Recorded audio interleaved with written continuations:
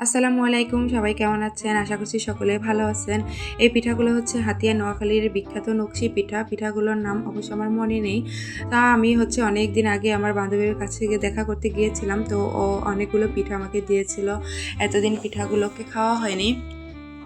তো রমজানের ২-১ দিন আগে আমি পিঠাগুলোকে নামিয়ে ভেজে দুধের শিরার মধ্যে ভিজিয়ে নেব।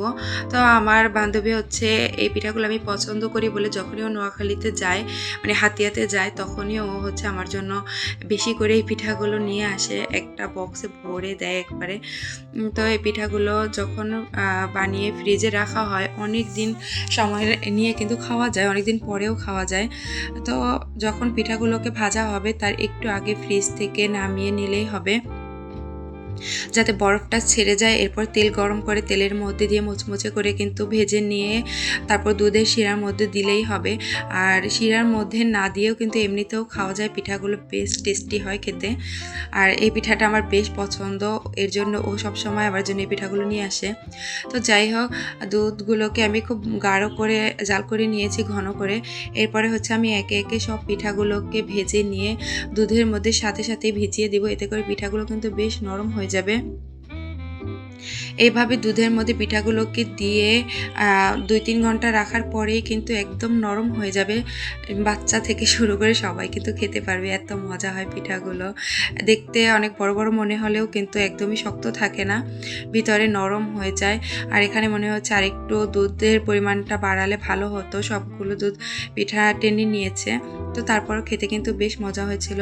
পিঠাগুলো দেখতে যেমন সুন্দর, খেতেও কিন্তু বেশ সুস্বাদু হয়। আর এই পিঠাগুলো বানানো অনেক কঠিন আমার কাছে মনে হয়। তো যাই হোক, পিঠাগুলোকে ভেজে আমি দুধের মধ্যে ভিজিয়ে দিয়ে আমি আমার চুলাটাকে পরিষ্কার করে নিব। রান্নাঘর পরিষ্কার না থাকলে মনটা একদমই খারাপ থাকে। এখন একটু সময় পেয়েছি, এজন্য ভাবলাম যে রান্নাঘরটাকে একটু ক্লিন করে রাখি। এরপরে যখন রান্না করতে আসবো তখন আর কোনো ঝামেলা মনে হবে না। রান্নাঘর পরিষ্কার থাকলে মনটা এমনিতেই ফুরফুরে থাকে একেবারে। তো চুলাটা এর আগে আমি সকালবেলা রান্না করেছি, এরপরে চুলাটা পরিষ্কার করা হয়নি। প্রতিদিনের চুলা যদি প্রতিদিন ক্লিন করা হয় তাহলে কিন্তু স্যাঁতস্যাঁতে যে একটা ভাব, ওইটা কিন্তু আর আসে না। তেল চিটচিটে ভাবটাও কিন্তু হয় না। আর তাছাড়া আমার রান্নাঘরের ভিউটা কিন্তু বেশ সুন্দর। এখান থেকে আমি প্রাকৃতিক পরিবেশ দেখি আর মন খুলে রান্না করি। এই তো আমার রান্নাঘরটা অনেকটাই ছোট। আর ছোট রান্নাঘর বলে সবসময় আমাকে গুছগাছ করে রাখতে হয়। ছোট রান্নাঘর এলোমেলো থাকলে একদমই জায়গা থাকে না, কিভাবে কি রান্নাবান্না করব বুঝতেও পারি না। এরপরে আমি একটু রুমগুলোকে পরিষ্কার করে নিলাম।